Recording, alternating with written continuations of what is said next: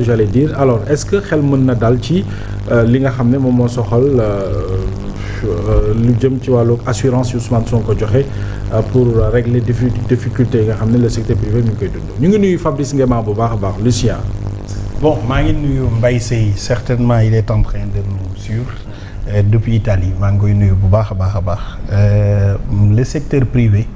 rencontre bi dafa waroon doon préalable ba pare. C'est-à-dire parfois on inverse les rôles on inverse les audiences dañuy war a def A dem def Q ba pare doog a ñëwaat A c'est ça le problème. Deuxième chose la dette domestique bi nga xam ne moom lañ naan dette intérieure ñu ne 1000 milliards la ou plus l'État central du Sénégal n'a pas d'argent amul xaalis. xam nga il faut être bref xam nga dañ lay wax ni la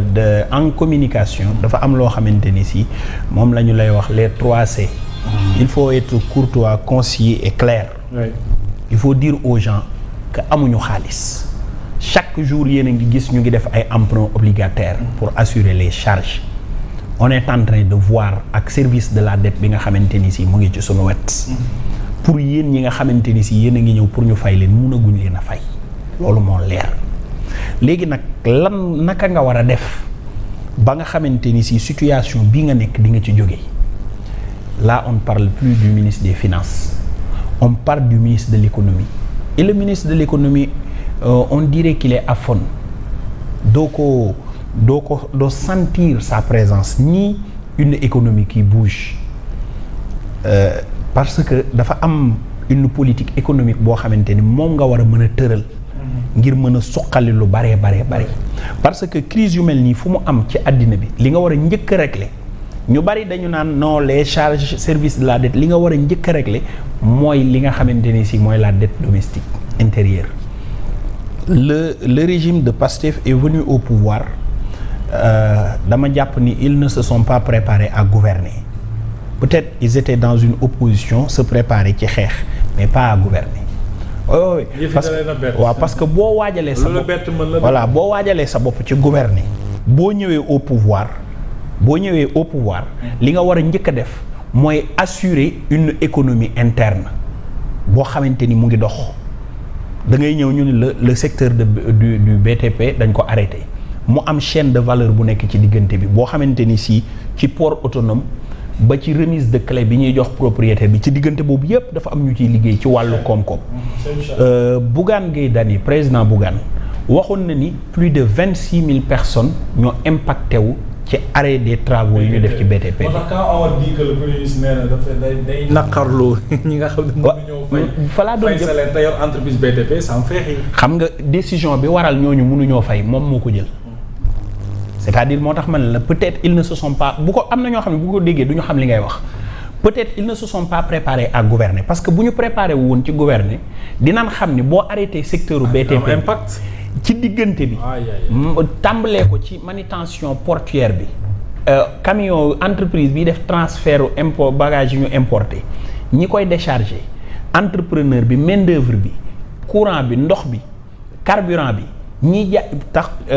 emploi indirect yi maanaam ñi nga xamante ni si commencé nañu nekk ci wet gi pour di implanter di fa jaay lekk ñi nga xam loolu yépp boo ko xaymaa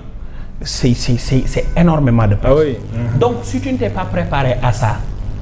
mooy waral nga jël yenn décisions yi moo waral Ousmane Sonko jël yenn décisions yi moo waraloon tamit ñu ne tablier yi marchand ambulant dañ leen di jëlee fi ngeen ne bi mu naan yéegu ko te après recevoir leen ne leen il faut ngeen jóge fa. Il ne s'était pas préparé à ça. C'est ça la réalité. Et loolu moom moo waral tey situation bii am parce que si la personne est préparée à gouverner am na discours boo xam ne du ko wax ouais qu'on a manipulé des chiffres doo ko wax àddina bi yépp dégg ko ñu asphyxier sa réew nga dem Chine ni la damay définir politique bu may liggéey ak réewi Afrique yi notamment cité la ñaari réew ni ñoom laay liggéeyal te nga jóge fa promettre ñu Mons et Merveilles yoo xam ne moom la ñuy xaar ñu waxaat lii ci ginnaaw nga dem au niveau de la Turquie wax les discours que tu as tenus ni ko je le dis avec beaucoup d'insistance maa ngi sàkku ndimbal ak beaucoup d'insistance parce que li waral li ngay wax tey li nga wax démb waajaloo ko da nga ñëw au pouvoir ak euphorie am loo xamante ni si yaa ngi koy wax mais impact yi muy teg sóoraale woo ko parce que foofu nag la ñuy différencier un leader ak un politicien les politiciens mën nañ wax discours buy charmer nit ñi mais les leaders discours yi ñuy tenir ca kanam a kanam lay am sens. léegi nag yow li nga wax ca kanam a kanam ba mu ñëwee situation bu négative lay indi moo waral tey on n'a pas assez d'argent pour mën a régler la dette domestique muy dette intérieure bi nga xam ni entreprise nationale yi moom la ñuy xaar ngir suqali ko waaye ci kaw loolu nag dafa am beneen mbir bu ci tegu. muy wax boobu mu wax nit ñi leen di wax ni réew fiscalité du ko développer. yow ñi nga yoreel xaalis mënoo leen a fay ba pare nag jël ay impôt tegaat leen ko ñëw ñii dem redressement fiscal bëri na ci entreprise yoo xamante ni actuellement ñu bari wàññi nañ seen ay personnel. ah oui évidemment. ñooñu mooy ñi nga xamante ni si ñu ngi survivre ñi nga xam ne attanuñ ko def nañ dépôt de bilan waaw daal di jël seeni bagages dem ci yeneen réewu Afrique yi di fa liggéey di fa fortaatul lu ñuy dundee léegi nag bu ñuy dem du ñu jël main d'œuvre bi di ko yóbbaale fi la ñu koy bàyyi bu nu demee wut ñu jël foofu di liggéey ak ñoom ñooñu ñëpp doon am ay koppar regarde les fonctionnaires onusiens yi nga xamante ni si dañuy génn Sénégal on parle de 3000 et quelques personnes. waa léegi boo jëlee 3000 et quelques personnes yooyu di nga compter 5 personnes yu doon gagner seen dund ci ñoom. te ñoom lépp lu ñuy dépensons ci Sénégal lay. waaw mais mooy wax di nga jël femme de ménage. est-ce que nekkul à hauteur de 2 milliards sax. di nga jël femme de ménage bi di nga tudd femme de ménage bi di nga jël chauffeur bi maison de sécurité bi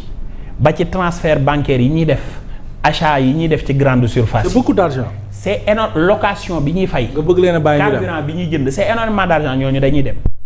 ñu doon liggéeyee dans les camps militaires français ñooñu on parle en termes de 18 000 personnes tu multiplies par 5 les membres de leur famille ñi ne ci seen ginnaaw on parle de 30 000 personnes yoo xam ne dañu leen dàq nañ leen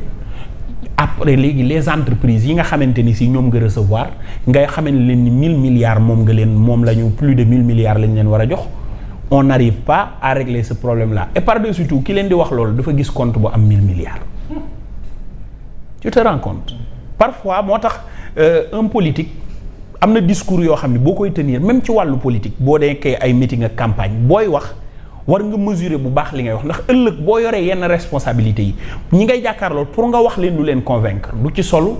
du ci ñàngal du ci dëgëral sa kàddu du leen wan ne am naa poigne déedéet li ngay wax nit ki ba mu dalal xelam dafay doon sa njàlbeen ba fi nga yegsi tey jii situation bi munoo ko teg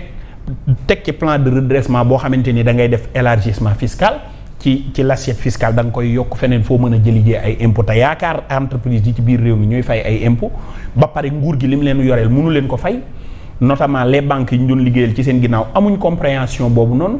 dañu leen di teg la pression ñi nga xamoon ni ay hypothèque lañ defoon ak ay gage pour am ay xaalis yu ñu liggéeyee ci kanam tuuti nga gis banques yi commencé def ay ventes ci biens immobiliers yi ñu gagé woon encore souffrance bi gën a yokk donc actuellement li nga xamante ni si moom moo fi nekk du wax bi du réception bi xam nga lu mu doon avoir la capacité d'aller chercher des fonds wuti ji ko bitim réew te loolu mënta nekk fii ak sunu problème ak FMI bii réglé wuñu ko certes am na ñu dégg ñu ni parce que am na ñoo xamante ni si ay experts lañ dans le domaine da ngay dégg ñu koy wax naan la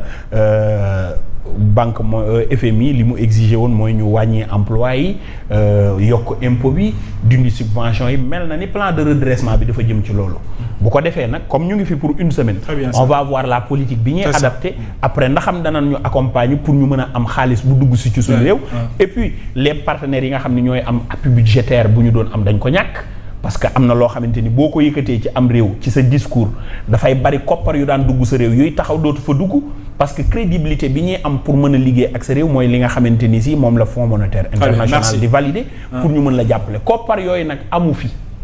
moo tax secteur privé bi bu leen rassembler wax leen loolu noonu li ñuy jeexalee wax ji mooy xaalis amu fi xaalis amu ak noo ko mënti tuddee foo mënti jaar mooy xaalis amu fi sama gars yi yéen a gën a baax rek yéen li ngeen wax ni yëpp Omar yow ak Saliou li ngeen wax ni yëpp da gën a baax rek sénégalais yëpp xam nañ li ngeen di wax sénégalais yi ñu suivre xam nañ bu baax li ngeen di wax Mohamed gis nga lii le premier ministre Ousmane Sonko def mooy tey doon jàkkaarloo ak secteur privé Omar lii bu yàgg la ko woon def lii bu yàgg la ko woon def fexoon di ko def nag à chaque fois que le besoin s'installe nga fexe ba woo secteur privé nga jàkkaarloo ak ñoom toog ak ñoom waxtaan ak ñoom parce que réew li koy jiitee ak li koy doxal mooy entre nous mooy kenn dee bañ a xëcc jëmale sa boor wala ñii xëcc jëmale sa boor réew li koy defar mooy ñëpp dañuy mànkoo booloo dafa tabax réew surtout nag li jëm si wàllum koom-koom da ngay woo kenn ku ne si réew mi bul xeeb kenn nga woo ñëpp boole leen pour que koom-koom yi mën a yëkkatiku. Omar même boo demee Colobane fi nga xamante mooy fa la makken maan yi nekk même ñoom bu ñu bëggee seen mbir dox xam nga ñuy wax ak yow mi di client bi ak ñoom ñuy jaay danaa la bàyyi ma wàcc fenn yow nga ma yéeg benn nga wàcc benn ñu dajee loolu su ma ko waxee mooy parce que secteur privé bii mu jàkkaarloo da koo def bu yàgg avant ñuy agsi fii di jàkkaarloo ak ñoom di wax ak ñoom di toog ak ñoom di pencoo ak ñoom ñaata yoon la ko Macky Sall def ñaata yoon la ko président Macky Sall